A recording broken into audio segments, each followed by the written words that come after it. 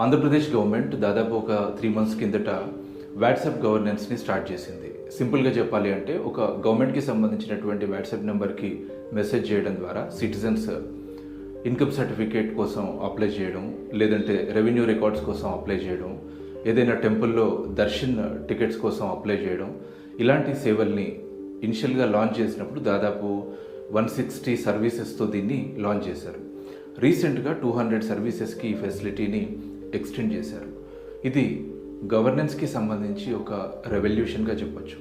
దీనివల్ల ప్రజలకి సంబంధించిన వాల్యుబుల్ టైం సేవ్ అవుతుంది.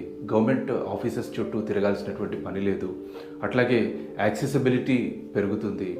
అన్నింటికీ మించి గవర్నెన్స్ అనేది ఒక సింగిల్ క్లిక్ దగ్గర అవైలబుల్గా ఉంది అంటే నిజంగా ఇది ఒక రెవల్యూషన్. దీన్ని కాంపిటేటివ్ ఎగ్జామినేషన్లో, ఎస్పెషల్లీ సివిల్ సర్వీసెస్ ఎగ్జామినేషన్లో ఒక బెస్ట్ ఎగ్జాంపుల్గా మనము పేపర్ 4లో కోడ్ చేయొచ్చు. అట్లాగే ఎస్ఏలో, జనరల్ ఎస్ఏలో కూడా ఇలాంటి ఎగ్జాంపుల్స్ని మనము వాడుకోవచ్చు.